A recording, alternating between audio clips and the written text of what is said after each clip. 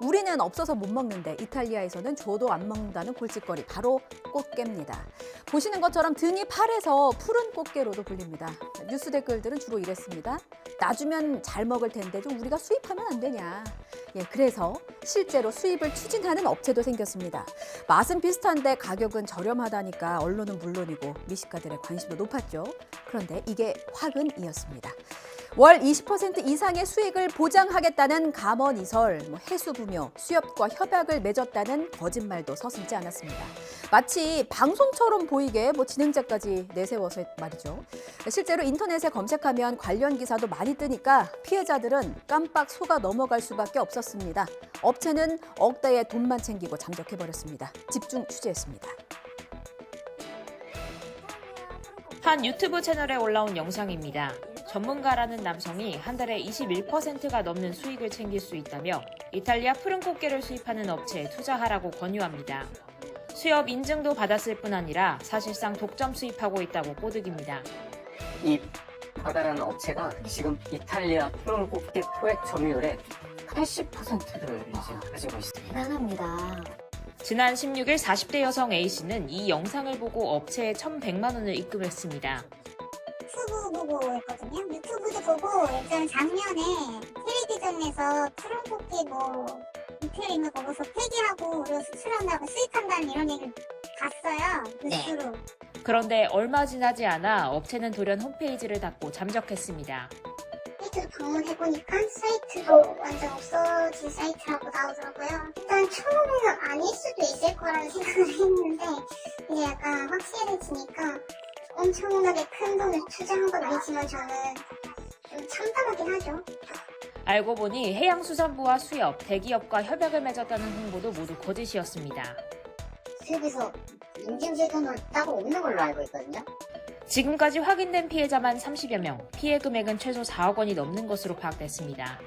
경찰은 관련 고소가 잇따르자 본격적인 수사에 착수하고 업체 관계자들 추적에 나섰습니다.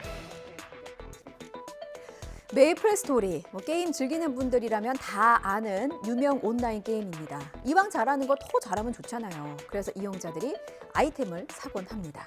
그런데 이 능력치 당첨이 복불복이래요. 뽑기 운에 따라 다른 건 줄 알았는데 공정위가 조사해보니까 업체가 조작한 것이었습니다. 이용자들은 뿔이 잔뜩 났죠. 업체가 그동안 거짓 해명을 일삼아 왔다. 참을 수 없는 분노는 집단 소송에 불을 붙였습니다. 게임사를 상대로 한 소송 가운데 가장 많은 인원이 참여했습니다. 지금 메이플 스토리뿐만 아니라 확률 조작 논란에 휘말린 게임이 한두 가지가 아니거든요. 게임사들 긴장 좀 하셔야겠는데요. 안동준 기자입니다. 온라인 게임 메이플 스토리에서는 유료 아이템을 구입하면 캐릭터의 능력치를 키울 수 있습니다. 게임에서 잘하고 싶으면 돈을 쓰라는 얘기입니다. 어떤 능력치가 뽑힐지는 무작위로 결정되는데 인기 능력치가 나올 확률이 낮아서 조작 논란이 불거졌습니다. 그런데 최근 공정위가 해당 게임을 운영하는 넥슨에 시정명령과 과징금 116억 원을 부과하면서 논란이 사실로 드러났습니다.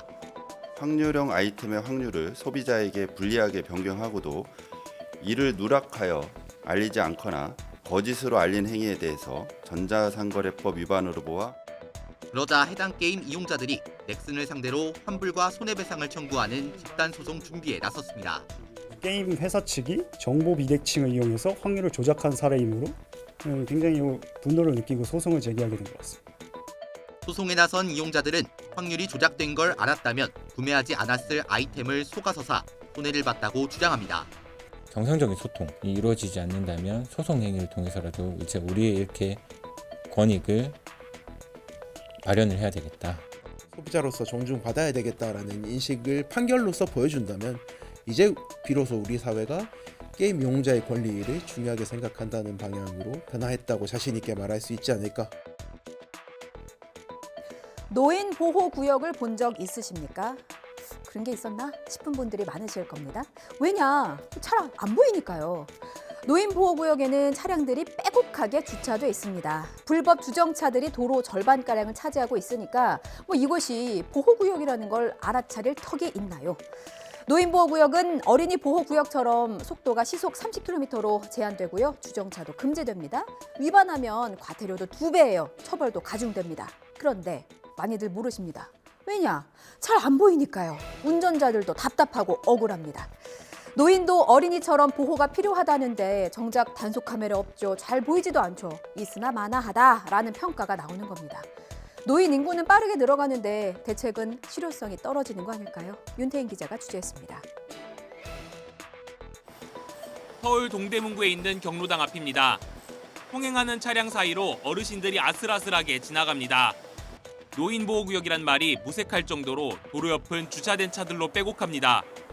말 그대로 노인네 보호 구역이라는 건 이제 그 말 그대로겠죠. 근데 뭐 차는 뭐 오고 가는 거는 옛날이나 지금이나 같아요. 사고가 무서우니까 자기들 이제 골목으로 피하는 거는 피하지. 이 도로를 다니는 운전자들도 노인보호구역이 무엇인지는 잘 알지 못합니다. 멘트가 나오니까 조심해서 갈 수밖에 없죠. 길이 좁으니까 조심하고 우리 가고 있습니다. 내비에서 안 알려준 경우에는 우리가 잘 인식을 못하죠. 저런 간판 같은 거 볼 여력이 별로 없어요. 지난해 6월 기준 서울에 있는 노인보호구역은 200곳으로 어린이보호구역의 10분의 1 수준입니다. 어린이보호구역에 교통단속 카메라 설치가 의무인 것과 달리 노인보호구역은 그렇지 않아 단속과 계도 효과가 있느냐는 의문이 제기됩니다. 카메라가 없다 보니까 그 단속이 잘 안 된대요. 설치해달라고 요청을 한다고 하시더라고요. 그러니까 그런 게 설치되어 있으면 아무래도 더 조심을 하게 되잖아요. 운전자도 잘 모르고 단속 카메라도 대부분 없다 보니 사고 예방 효과도 의문입니다. 서울 청량리 청과물시장 앞 도로는 지난 2021년 4월 노인보호구역으로 지정됐지만 1년여 만에 노인 6명이 보행 중 사고를 당했습니다. 정작 바로 인근에 있는 경동시장 앞 사거리는 서울에서 노인 보행자 사고가 제일 잦은 곳이지만 노인보호구역으로 지정조차 되지 않았습니다. 다닐 적에 신호만 좀 길게 해주시면 돼요. 아무래도 그 속도를 줄여야지 거기는.